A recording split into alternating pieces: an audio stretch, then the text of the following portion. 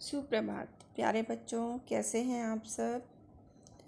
आज हम पढ़ने वाले हैं वाक्य रचना के आधार पर वाक्य के भेद। आपके पाठ्यक्रम 10वीं कक्षा में दिए गए हैं। तो उससे पहले हम वाक्य के बारे में जानते हैं कि वाक्य क्या होते हैं। पदों का ऐसा समूह जिसका अपना अर्थ हो वाक्य कहलाता है। वाक्य के दोबारा एक बार समझते हैं कि क्या होता है। वाक्य दो या दो से अधिक पदों के सार्थक समूह को जिसका पूरा अर्थ निकलता हो वाक्य कहते हैं। यानी सार्थक पदों का समूह, यानी जिन पदों का कुछ ना कुछ अर्थ निकलता हो और उनको जब हम वाक्य में प्रयोग करते हैं तो उस पूरे के पूरे सेंटेंस का, पूरे के पूरे वाक्य का कोई ना कोई अर्थ निकलना चाहिए, उसे ही हम वाक्य कहेंगे। वाक्य के अंगों के बारे में जानते हैं। वाक्य के दो अंग होते हैं, एक उद्देश्य और दूसरा विधेय। उद्देश्य क्या होता है? जिसके बारे में कोई बात कही जाए उसे उद्देश्य कहते हैं। मान लीजिए कि राम स्कूल जाता है, तो यहाँ पर राम क्या हुआ? उद्देश्य। क्योंकि राम के बारे में कोई बात बताई जा रही है तो उद्देश्य क्या हुआ? राम। विधेय क्या होता है? उद्देश्यों के विषय में जो कुछ भी कहा जाए उसे विधेय कहा जाता है। जैसे मैंने अभी सेंटेंस बताया था कि राम स्कूल जाता है, तो राम इसमें क्या है? उद्देश्य। और उसके बारे में क्या बताया जा रहा है कि वह स्कूल जाता है, तो स्कूल जाता है इसमें क्या हुआ? विधेय। वाक्य के भेद दो आधार पर किए जाते हैं। पहला है रचना के आधार पर और दूसरा है अर्थ के आधार पर। आपके पाठ्यक्रम में रचना के आधार पर वाक्य के भेद दिए गए हैं। अर्थ के आधार पर वाक्य भेद आप 9वीं कक्षा में पढ़ चुके हैं, उसके बारे में आज हम बात नहीं करेंगे। आज हम पढ़ते हैं कि रचना के आधार पर वाक्य के भेद।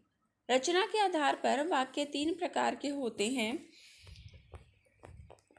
सरल वाक्य, संयुक्त वाक्य और मिश्र वाक्य। सरल वाक्य इंग्लिश में आप उसको सिंपल सेंटेंसेस बोलते हैं, और संयुक्त वाक्य जिसे आप कंपाउंड सेंटेंसेस बोलते हैं, और मिश्रित वाक्य जिसे आप कॉम्प्लेक्स सेंटेंसेस बोलते हैं।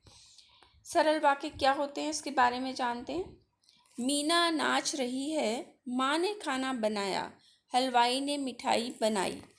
अब इन उदाहरणों को देखकर हमें क्या स्पष्ट होता है कि इन सभी वाक्यों में एक एक उद्देश्य है, एक एक विधेय है, और इसलिए ये सब सरल वाक्य हैं। यानी एक ही उद्देश्य है और एक ही विधेय है। काम करने वाला भी एक है और काम जो हो रहा है वो भी केवल एक ही हो रहा है। सरल वाक्यों में एक ही विधेय होता है, अतः जिन वाक्यों में एक विधेय होता है उसे सरल वाक्य कहते हैं। यानी हम यहाँ पर किसकी बात कर रहे हैं? क्रिया की बात कर रहे हैं कि क्रिया केवल एक होती है, काम केवल एक ही किया जाता है। यहाँ पर उद्देश्य एक से अधिक भी हो सकते हैं। जैसे उदाहरण आपको मैं समझाना चाहूँगी कि जैसे मैंने बताया कि राम स्कूल जाता है, ठीक है, तो यहाँ पर क्या हुआ कि राम उद्देश्य है और विधेय क्या है? स्कूल जाना। काम केवल एक ही हो रहा है। इसी तरह से हम लिख सकते हैं कि राम और श्याम स्कूल जाते हैं। अब राम और श्याम दो लोग हैं, लेकिन काम क्या हो रहा है? एक ही काम हो रहा है, ठीक है। तो काम केवल एक ही जहाँ पर होता है। और इस तरह से हम तीसरा सेंटेंस भी बोल सकते हैं कि हम स्कूल जाते हैं।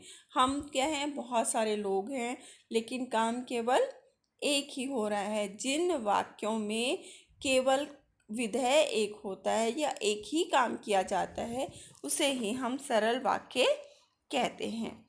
संयुक्त वाक्य कौन से होते हैं इनके बारे में जानते हैं। उदाहरण देखिए। माताजी घर आई और खाना बनाया।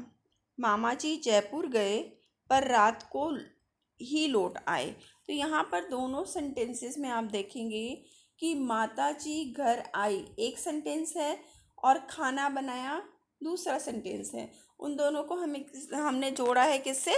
और से। ठीक है। अब यहाँ पर दूसरा सेंटेंस देखिए कि मामा जी जयपुर गए। यहाँ पर हमारी बात खत्म हो जाती है। रात को ही लौट आए, ये हम दूसरी बात कह रहे हैं, लेकिन हमने दोनों को जोड़कर एक ही वाक्य बना दिया, पर से जोड़ा है, जिसको आप जैसे कंजक्शन बोलते हैं, जिसको आप इंग्लिश में, उसके माध्यम से हमने सेंटेंसेस को जोड़ दिया है। अब ऊपर लिखे दोनों वाक्यों में दो सरल वाक्य हैं तथा दोनों समुच्चय बोधक अव्यय से जुड़े हैं, अर्थात यहाँ दो सरल वाक्य जुड़े हुए हैं, अतः ये संयुक्त वाक्य हैं।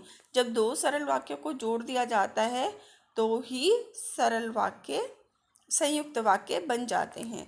जिस वाक्य में दो या दो से अधिक सरल वाक्यों को समुच्चय बोधक द्वारा जोड़ा जाए उसे हम संयुक्त वाक्य कहते हैं। दो सरल वाक्यों में बदलकर उन्हें समुच्चय बोधक अव्यय जैसे और, पर, किंतु, परंतु आदि से जोड़ दिया जाता है। यानी दो सरल वाक्यों को हम एक सेंटेंस बनाने के लिए और, पर, किंतु, परंतु आदि शब्दों से जोड़ देते हैं। तीसरी तरह के वाक्य है हमारे मिश्रित वाक्य। मिश्रित वाक्य के उदाहरण देखेंगे कि अध्यापिका ने पूछा कि तुम्हारी पुस्तक कहाँ है। अमित ने बताया कि उसे दाखिला मिल गया। और इसी तरह के एक दो सेंटेंसेस मैं आपको बता रही हूँ कि अगर मैं समय से स्टेशन पहुँच जाता तो गाड़ी ना छूटती। अगर डॉक्टर समय से मरीज को देख लेता तो मरीज नहीं मरता। तो इस तरह के जो सेंटेंसेस हैं, देखिए यहाँ अध्यापिका ने पूछा तथा अमित ने बताया मुख्य वाक्य हैं। अध्यापिका ने पूछा कि तुम्हारी पुस्तक कहाँ है। अमित ने बताया कि उसे दाखिला मिल गया। अब यहाँ पर मुख्य वाक्य और उपवाक्य की हम बात करते हैं कि अध्यापिका ने पूछा, क्या पूछा, किससे पूछा, क्यों पूछा। ठीक है। तो यहाँ पर जो मुख्य वाक्य क्या है? अध्यापिका ने पूछा। लेकिन जब तक हम अपनी दूसरी बात नहीं कहेंगे तो हमारी बात पूरी नहीं होती। तो जो दूसरा वाक्य है वो पहले पर आश्रित वाक्य है। ठीक है। वह वाक्य जिसमें एक मुख्य उपवाक्य हो या अन्य आश्रित उपवाक्य हो, उन्हें योजक चिन्हों के द्वारा जोड़ दिया जाता है, उसे मिश्रित वाक्य कहते हैं। मिश्र वाक्यों की रचना एक से अधिक ऐसे साधारण वाक्यों से होती है जिनमें एक प्रधान वाक्य होता है और दूसरा आश्रित उपवाक्य होता है। यहाँ अध्यापिका ने पूछा मुख्य उपवाक्य है और शेष आश्रित उपवाक्य है, इसलिए ये मिश्रित वाक्य है। यानी कि प्रधान वाक्य वो होता है जो बात कहता है और आश्रित उपवाक्य वो होता है कि जो हम बात कह रहे हैं। ठीक है। तो यानी जब तक हम अपना दूसरा सेंटेंस नहीं बोलते हैं, अपनी बात पूरी नहीं कर पाते हैं। यानी कि हमें अपनी बात पूरी करने के लिए दूसरे वाक्य का सहारा लेना पड़ता है। और दूसरा वाक्य भी तभी कंप्लीट होता है जब हम पहले वाली बात करते हैं। तो यानी दोनों एक दूसरे के पूरक सेंटेंसेस होते हैं। अमित ने बताया कि मुख्य उपवाक्य है और शेष आश्रित वाक्य है, इसलिए ये मिश्रित वाक्य हैं। ठीक है। तो बेटा आज के लिए इतना ही। Thank you so much.